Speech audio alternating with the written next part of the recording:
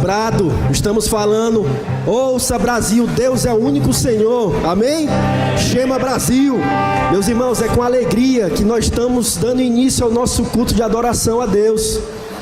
Momento em que nós como igreja iremos nos colocar na presença do Senhor com o único objetivo de adorá-lo, engrandecê-lo, bendizer o nome do nosso Deus, porque Ele é digno de toda a honra, amém? Glória ao Senhor. Desde já eu te convido, meu irmão, a você ficar de pé e me acompanhar numa leitura bíblica, que ela está baseada no livro de Efésios e no livro de Atos, alguns textos bíblicos, que a gente vai ter a oportunidade de iniciar esse culto, nos colocando na presença de Deus. Quero dizer que todos são muito bem-vindos e nos alegramos por esse momento de adoração da igreja do Senhor se reúne. Diz assim a palavra do Senhor, essa leitura vai ser junta, tá certo? Todos, bendito, vamos lá? Bendito o Deus e Pai de nosso Senhor Jesus Cristo, que nos tem abençoado com toda sorte de bênção espiritual nas regiões celestiais em Cristo. Amém. Ele vos deu vida, estando vós mortos nos vossos delitos e pecados, nos quais andastes outrora, segundo o curso deste mundo, segundo as inclinações da nossa carne, fazendo a vontade da carne e dos pensamentos, e estando nós mortos nos nossos delitos, nos deu vida juntamente com Cristo. Amém? Todos. Que faremos, irmãos? Pergunte aí, que faremos, irmãos? Diz assim o Senhor: arrependei-vos e cada um de nós seja batizado em nome de Jesus Cristo para a remissão dos vossos pecados, e recebereis o dom do Espírito Santo. Salvai-vos dessa geração perversa. Amém. Senhor Jesus, estamos aqui para te adorar, estamos aqui para te bendizer. Queremos que o Senhor receba, meu Pai, o nosso louvor, a nossa adoração que vamos prestar aqui. Estamos aqui como atores para prestar um culto de adoração ao Senhor. Que a Tua palavra faça morada em nossos corações, que Teu Espírito Santo possa operar em nós com entendimento, nos dando sabedoria para conhecer a Tua verdade, para que hoje seja um dia de salvação, para que hoje seja um dia de gozo, de alegria, um dia de descanso na presença do Senhor. Senhor, queremos entregar nas Tuas mãos as nossas vidas, as nossas famílias, porque sem o Senhor, meu Pai, nada somos. Então o Senhor é digno de toda a honra, Deus. Queremos aqui te bendizer e te adorar. Amém? A igreja pode se assentar? 2 textos baseados aqui no livro de Efésios e Atos foram lidos. E nós estamos iniciando esse culto com 2 lições importantes para nós. Primeira lição, o chamado para o arrependimento. No último texto fala arrependei-vos. O arrependimento ele tem a ver com a mudança de pensamento, tem a ver com a postura diferente ao nos afastarmos de uma vida fora da presença de Deus e nos colocamos na presença do Senhor. O arrependimento nos leva a nos aproximarmos de Deus e é a porta de entrada para que o Senhor passe a fazer morada em nossas vidas. Então essa é a primeira palavra que eu deixo aqui conosco. Arrependei-vos. O arrependimento é necessário e é preciso para termos vida. É o momento em que nós nos refletimos, nos voltamos para nós mesmos para refletir. Como está minha vida diante de Deus? Como está minha vida diante do Senhor? Cada um aqui tem a responder, mas há um chamado para o arrependimento. Um arrependimento em que também nos leva a nos colocar na presença do Senhor. Jesus, Ele nos deixou uma ordenança: ide, portanto, fazei discípulos de todas as nações e batizai em nome do Pai, do Filho e do Espírito Santo. O texto que nós lemos, ele faz menção dessa ordenança de Jesus. O texto que foi lido em Atos foi logo depois em que existiu o revestimento do Espírito Santo. A promessa de Jesus que diz que logo depois virá o Consolador, o Espírito Santo de Deus que estará convosco, estará presente na vida de vocês. E Ele se instruirá cada um a dar o bom testemunho da verdade que salva, que liberta. E essa verdade é de Jesus. Quando Pedro anunciou, junto com os apóstolos, os irmãos que estavam falando das grandezas de Deus, fala que a multidão perguntaram: diante de tudo isso, sabendo que Jesus é o Messias, o que é que cabe a nós fazermos? Arrependei-vos, entregue a sua vida ao Senhor. A Igreja Batista Shema, ela tem um propósito de anunciar a salvação em Cristo Jesus.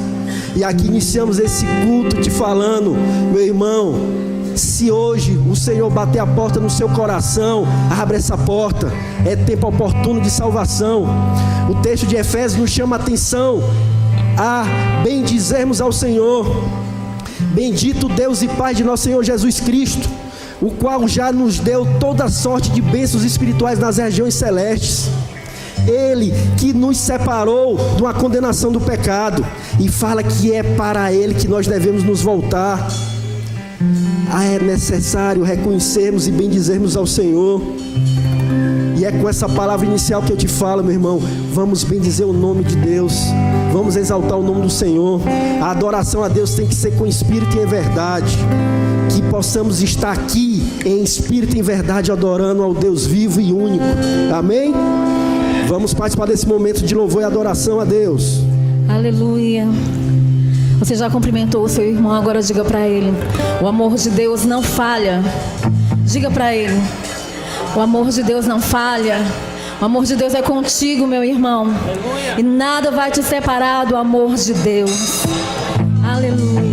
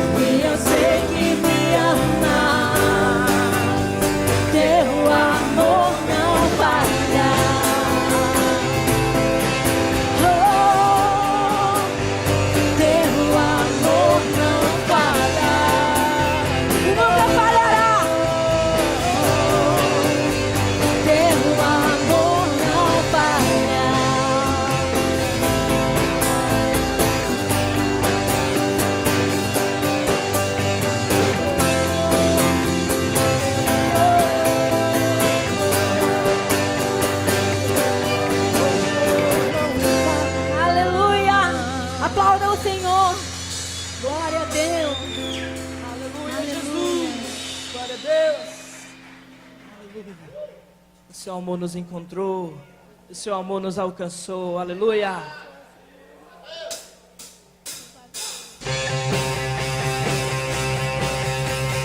Com as suas palmas, louve o Senhor de todo o seu coração. Celebre a Ele, celebre ao Rei Jesus.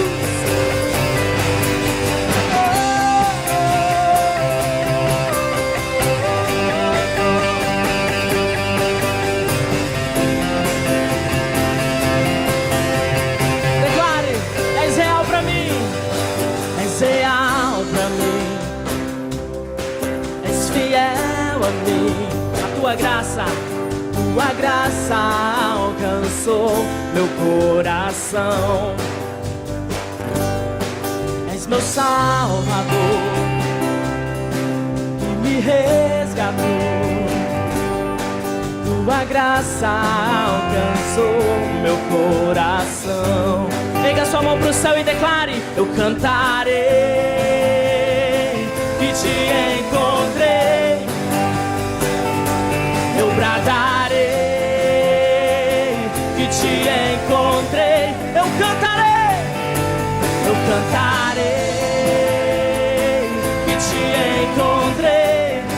Oh, eu bradarei que te encontrei. Não cante, eu encontrei o teu amor. Eu encontrei o teu amor, Senhor.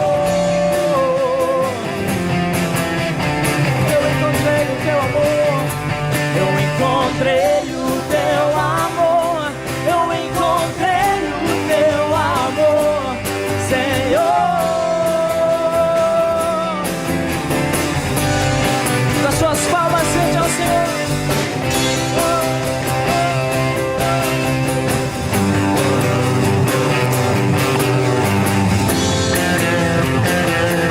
Vamos todos juntos no início. És real pra mim, és real pra mim. És fiel a mim. Tua graça alcançou meu coração. Diga isso com fé: é meu Salvador, és meu Salvador, que me resgatou. Tua graça alcançou meu coração. Eu cantarei que te encontrei. Eu bradarei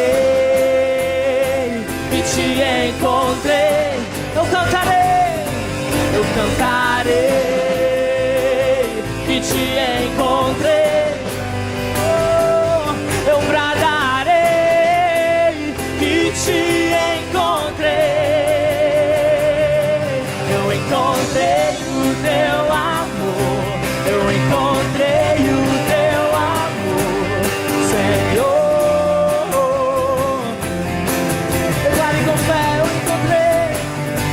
eu encontrei o teu amor. Eu encontrei o teu amor, Senhor. A igreja com as palmas declarando: o teu amor me libertou. O teu amor me libertou. O teu amor me libertou.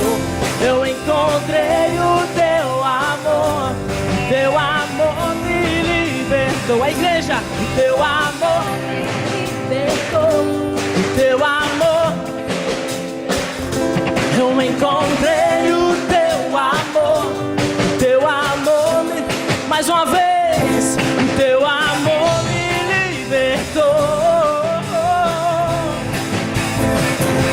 Eu encontrei o teu amor. O teu amor me libertou.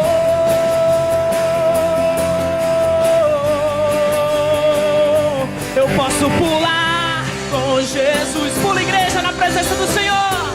Com Jesus nessa noite. Então vamos dançar na presença dele. Sacode o irmão que está do teu lado. Eu posso dançar com Jesus. Eu posso dançar com Jesus nessa noite. Vamos dar um glória a Deus bem alto agora. Vamos lá, igreja, chama. Eu posso gritar.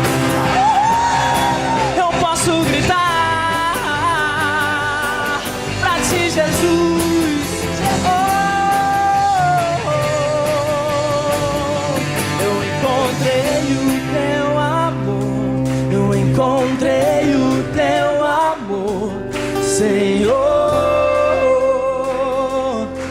Eu encontrei o teu amor, eu encontrei o teu amor, Senhor. O teu ousado amor eu encontrei o teu amor, eu encontrei o teu grande amor, o teu imenso amor, Senhor, Senhor. O teu amor me libertou, o teu amor me libertou. Eu encontrei o teu amor, o teu amor me libertou, o teu amor me libertou, o teu amor me libertou. Eu encontrei o teu amor, o teu amor me libertou.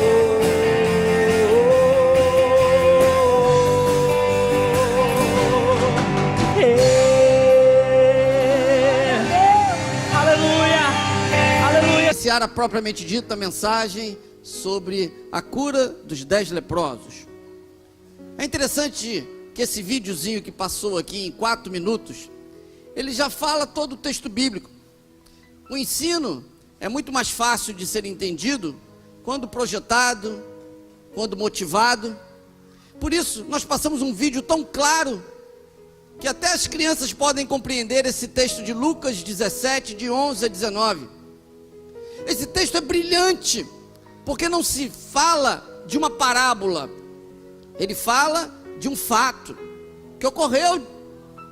Jesus estava lá diante dos seus discípulos, diante dos judeus.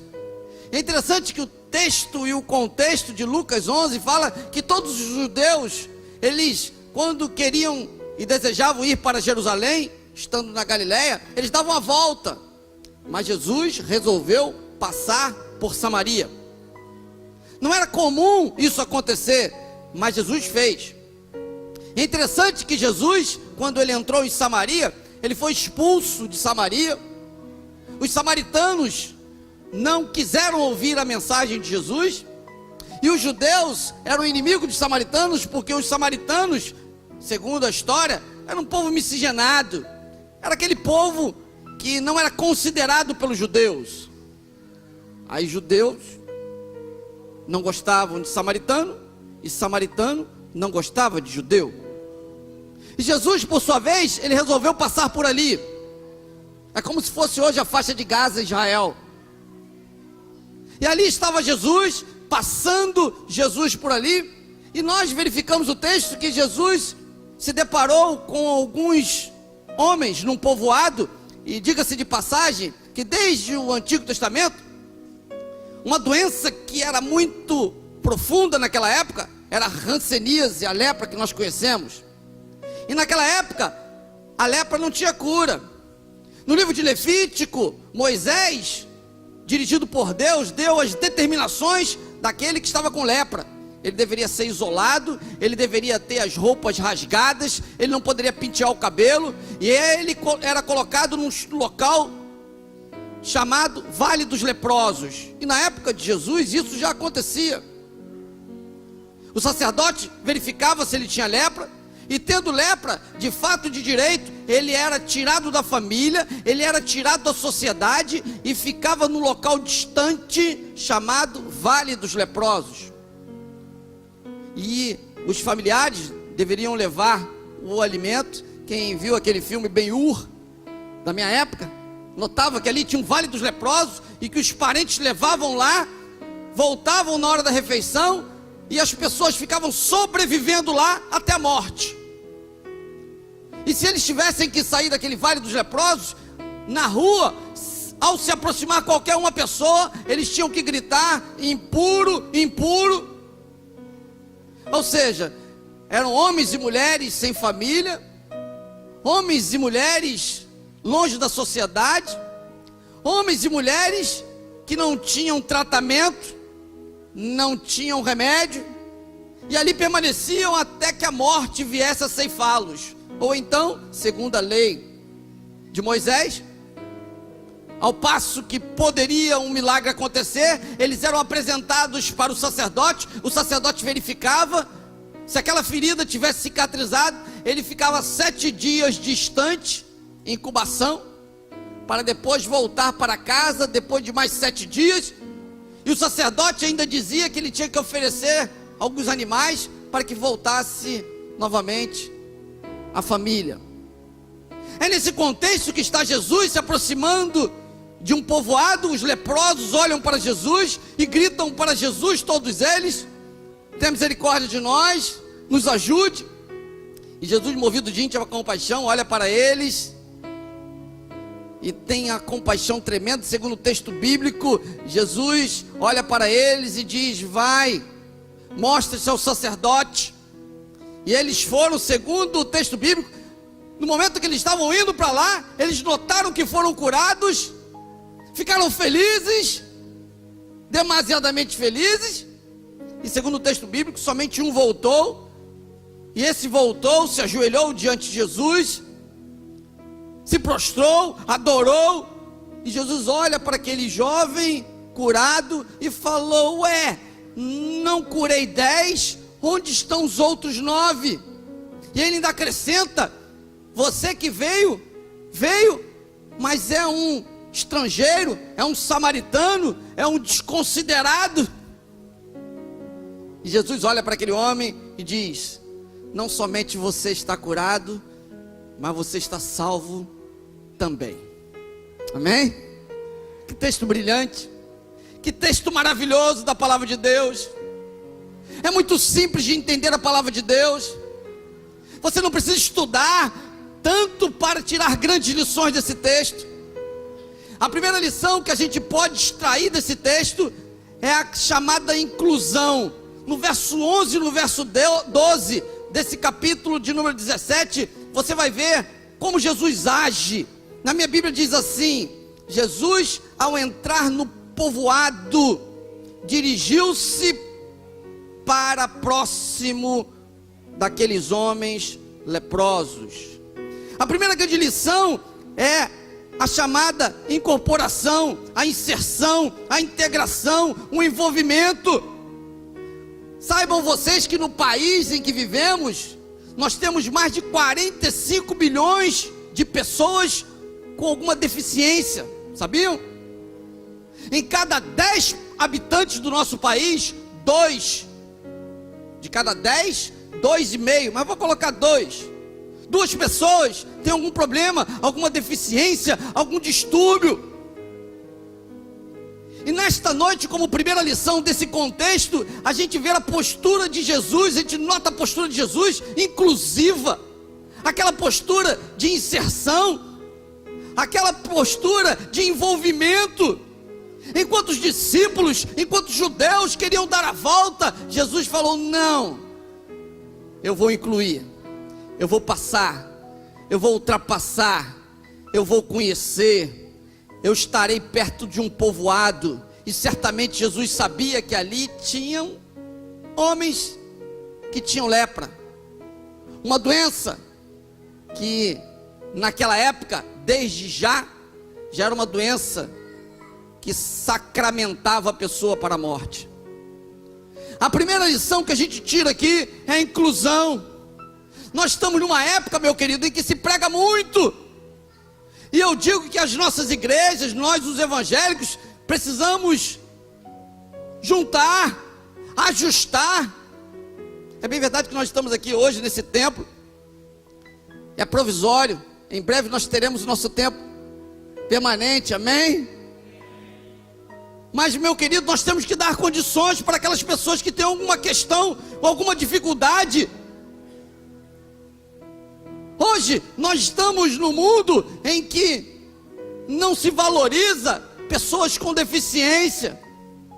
E por isso nós estamos aqui nesta noite para dizer para você, em nome do Senhor Jesus, o que você tem feito para melhorar a vida das pessoas portadoras de deficiência.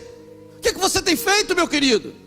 Ou você só está preocupado com a sua vida, ou você só está preocupado com o seu dia a dia.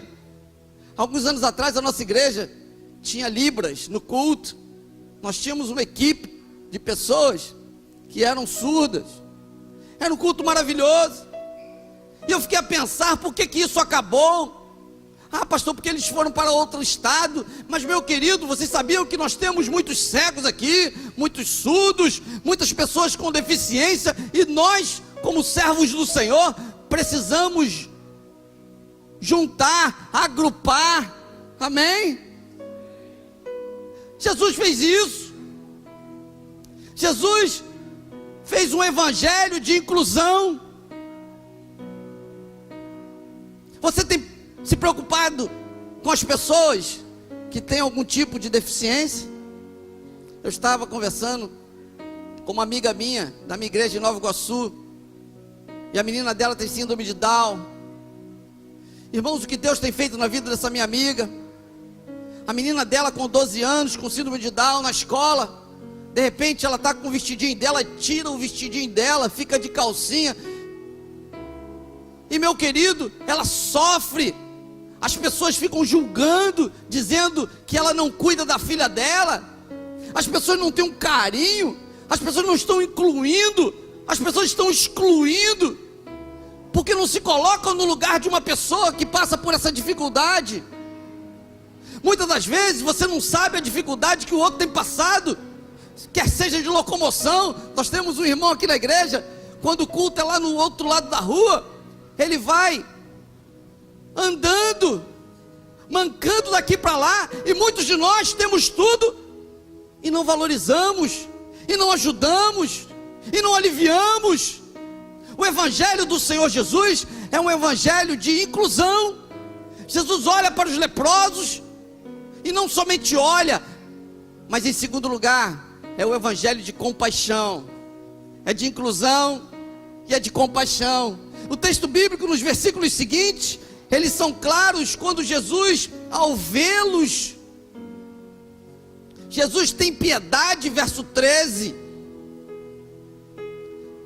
e diz para eles: vão, mostre aos sacerdotes. Meu querido, esse evangelho do Senhor Jesus aqui é um evangelho de compaixão. Compaixão no sentido original quer dizer misericórdia, piedade, compadecimento, sensibilidade. Mateus 14:14 diz que o ministério de Jesus era recheado de compaixão, e a todos via e tinha compaixão e curava. E Mateus diz, Mateus 12:15, e curava todos. Mateus é clássico quando ele diz assim: Jesus, nesse momento em Samaria, curava a todos. Compaixão. Mas eram os inimigos dos judeus. Jesus era judeu. Por que ele teve tanto amor? Porque ele tinha compaixão. A segunda grande lição nesta noite é: você tem tido compaixão dos outros? Você tem tido compaixão daquelas pessoas que estão carentes, necessitadas? É muito fácil ter compaixão de uma pessoa que você ama. O pastor está aqui, acabei de receber a notícia agora, lá em Recife, de que uma das fundadoras da nossa igreja, que começamos lá na comunidade carente, uma menina de Deus, uma menina que estava conosco o tempo todo, ela se converteu, o marido dela se converteu, o filho dela eu batizei, a família dela se converteu como um todo. Cíntia é o nome dela, bênção de Deus. Acabei de receber a notícia, um menino de 11 anos, estava cometido com câncer, há cerca de um mês atrás, estava em tratamento, e hoje acabei de receber a notícia de que o menino acabou de falecer. Lá na nossa comunidade, no PEP Escola, ao invés de ter um culto, está tendo um caixão lá, e todos nós estamos tendo compaixão daquela criança, ou melhor, de toda a família. Uma perda muito grande, algo que nenhum pastor consegue ligar e dizer algo, mas só dizer o seguinte: que Deus tenha misericórdia, que o Espírito Santo de Deus te console. Meu querido, compaixão é algo que todos nós temos que ter. Amor pela pessoa, sentir o que a pessoa está sentindo. ter as dores da pessoa. Jesus tinha isso. Jesus, quando passou e viu 10 leprosos, homens que estavam longe das famílias, homens que estavam longe da sociedade, enquanto todos queriam desviar, ele, Jesus, incluiu, trouxe e teve compaixão, teve carinho, teve cuidado. Nos outros textos bíblicos, quando Jesus tinha compaixão, ele não falava de longe assim, ó, vai ser curado, não. Nesse texto, Lucas não declara, mas outros textos bíblicos, quando Jesus curava o cego, ele tocava o cego, leproso, ele tocava o leproso. A compaixão quer dizer o toque, o abraço, a ajuda, o compadecimento. Você tem tido isso para com as pessoas carentes? Essa é a segunda lição que a gente tira desse texto. A terceira lição, avançando um pouquinho mais, é a lição em que aquele homem curado, um único leproso, ele no versículo 15, ele se prostra nos pés de Jesus e começa a adorar a Jesus. O texto bíblico diz que louvar a Deus.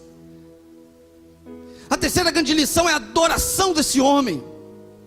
Uma adoração voluntária, uma adoração sincera, algo necessário. Ele poderia muito bem, como os outros 9, sair embora, procurar a família, procurar o sacerdote, mas ele resolveu voltar, se ajoelhar e adorar a Jesus. Meu querido, o que Jesus tem feito por sua vida, como Jesus tem transformado a sua vida. Você que estava no lamaçal do pecado, você que estava transfigurado, com todas as suas dificuldades, você sentiu o toque de Jesus. O que você tem feito a partir desse toque? Esse homem voltou e adorou. Em João 4, quando Jesus olha para uma mulher samaritana no poço, ele fala assim para a mulher: olha, eu te darei uma água, e se você beber dessa água, você jamais terá sede. E a mulher: dê-me dessa água. E Jesus continua aquele diálogo. E a mulher, depois no finalzinho, ela fala: Jesus, aonde eu vou adorar? Aqui. Uns dizem que aqui, outros dizem que ali. Aí o Jesus com carinho diz: mulher, não importa o lugar, é chegada a hora em que os verdadeiros adoradores adorarão o Pai em espírito e em verdade. É essa adoração que Deus quer. Não importa o lugar, é uma adoração sincera, é você quebrantado. Esse homem fez isso. É adorar ao Senhor, é abrir a voz. Em quarto lugar, a gente tira como grande lição a lição colocada no filme das crianças, é a gratidão. Esse homem, diferente dos outros 9 judeus, samaritano, ele agradeceu, ele foi grato. A palavra gratidão quer dizer reconhecimento, gratulação. Meu querido, o que falta em nós muitas das vezes é gratidão a Deus. A gente acha que dando dízimo, dando oferta, Deus vai ficar feliz. Deus é o dono da prata e do ouro. Deus não precisa do seu dinheiro, Deus não precisa dos seus bens. Você que tem que dar em forma de gratidão, em forma de retribuição. E se não for assim, é melhor não dar. Gratidão é um reconhecimento por alguma coisa. Você adora a Deus pelo que Ele é, e você louva a Deus pelo que Ele faz. Em primeiro lugar, esse homem se ajoelhou, louvou a Deus, segundo o texto bíblico, obrigado. Mas ele se prostrou e adorou. Ele se colocou de joelho. Você tem sido grato a Deus? Você tem retribuído ao Senhor por tudo aquilo que o Senhor tem feito em sua vida? Essa lição foi passada. 9 fugiram, foram embora. Apenas um retornou para agradecer. É a quarta lição.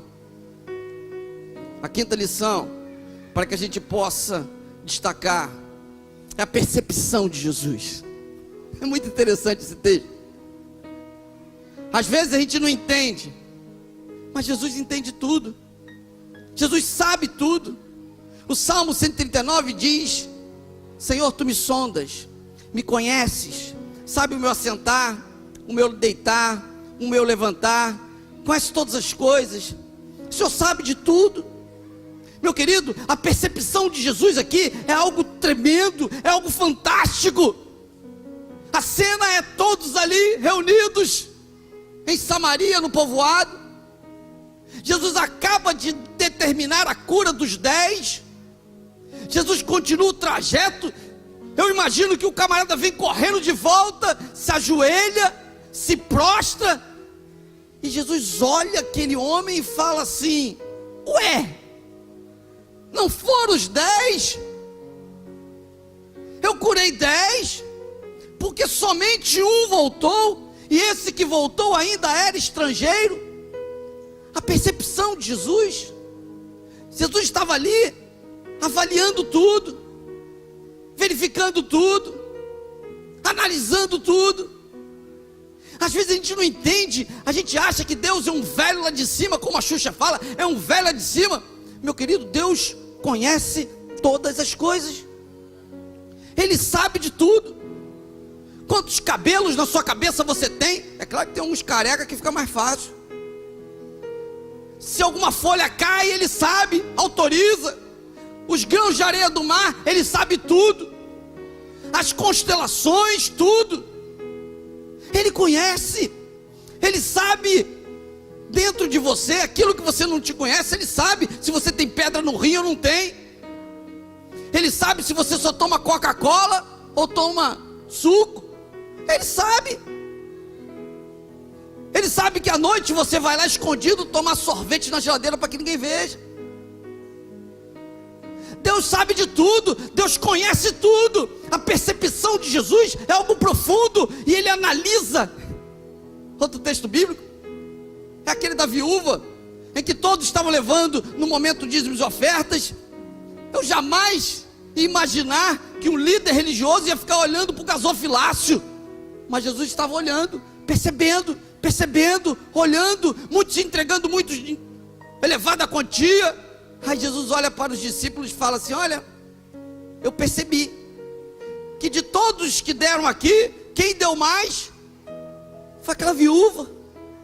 Aí os discípulos devem ter falado: ah, mas eu vi cair moedinha ali, pequenininha, ela não deu nota, ela não deu nada, ela é pobre. Mas Jesus percebeu, ela deu mais porque ela deu de coração, muito mais do que a carteira, muito mais do que a conta bancária. Jesus estava vendo a intenção da mente e do coração. Você pode estar aqui olhando para mim, está falando: o que esse garoto está fazendo aí? Você pode estar aqui pensando: o que ele está falando? Mas eu gostaria de dizer para você que eu não sei, mas Deus sabe o que você está pensando. Você pode estar aqui pensando no jogo, como acabou o jogo. Você pode estar aqui pensando o que você vai jantar, o que você vai se alimentar. Você pode estar aqui pensando na prova que você vai ter amanhã na faculdade.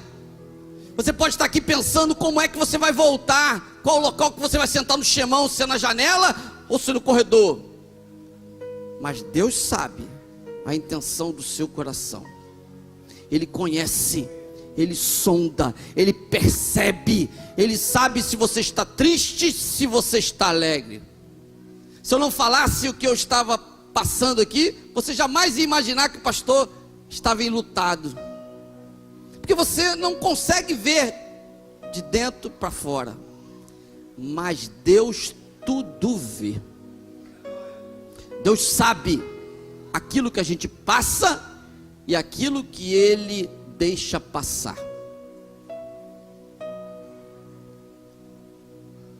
Em sexto lugar, o contexto desse texto nos traz a missão Shema, salvação.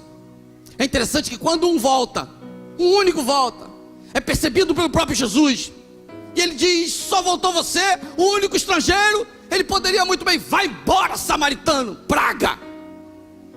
Se você for ver o texto bíblico, quando Jesus entrou em Samaria, os samaritanos expulsaram Jesus. Sabe o que os discípulos falaram? Jesus, você quer uma ajuda? Você quer que a gente mande fogo do céu e consuma esses miseráveis todos?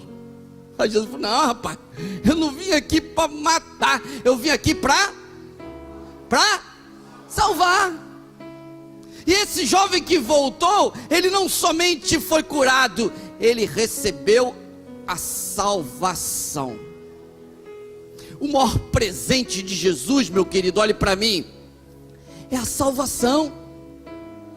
Se você sair daqui, eu te der o meu carro, meu querido, você vai ficar muito feliz, não vai?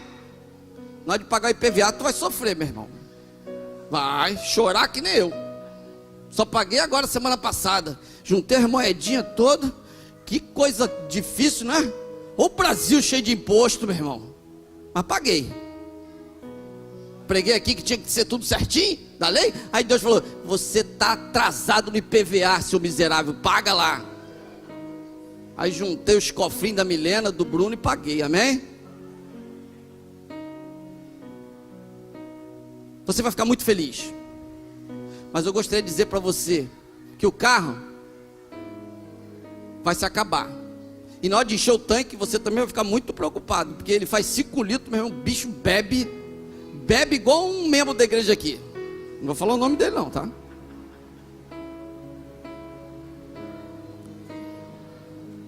Olhe para mim, o maior prêmio que você pode ter é a salvação. Olhe para o seu irmão e diga: meu irmão, o maior prêmio que você pode ter é a salvação. É interessante que Jesus, depois de curar o camarada, diz assim: agora, meu querido, levanta-te, vá, que agora você está salvo pela tua fé, amém? Aplauda o Senhor Jesus. Meu querido, 6 mensagens maravilhosas para aplicação. Primeira, inclusão, diga, inclusão. Segunda, terceira, quarta, quinta e sexta. Vai ficar projetado aí, eu vou aplicar nos 5 minutos finais. A primeira delas é inclusão. Eu creio numa igreja inclusiva. Eu creio numa igreja em que ela tem uma visão para com aquelas pessoas portadores de deficiência.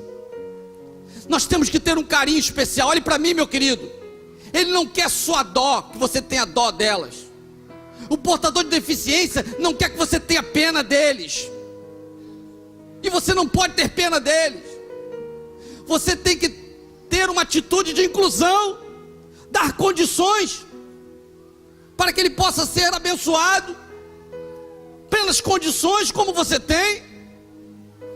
Nós temos que ter essa visão. A igreja do Senhor Jesus tem que ter essa visão inclusiva, nas programações, nos nossos amigos. Em cada 10 pessoas do nosso país, 2 têm algum tipo de deficiência. Nas nossas programações, a gente tem que pensar sobre isso. Se o sermão passa para um irmão, tem que passar 2 vezes para aqueles que estão necessitados, que têm maior dificuldade.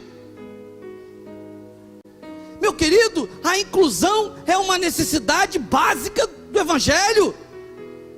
Amém? Em segundo lugar, a compaixão.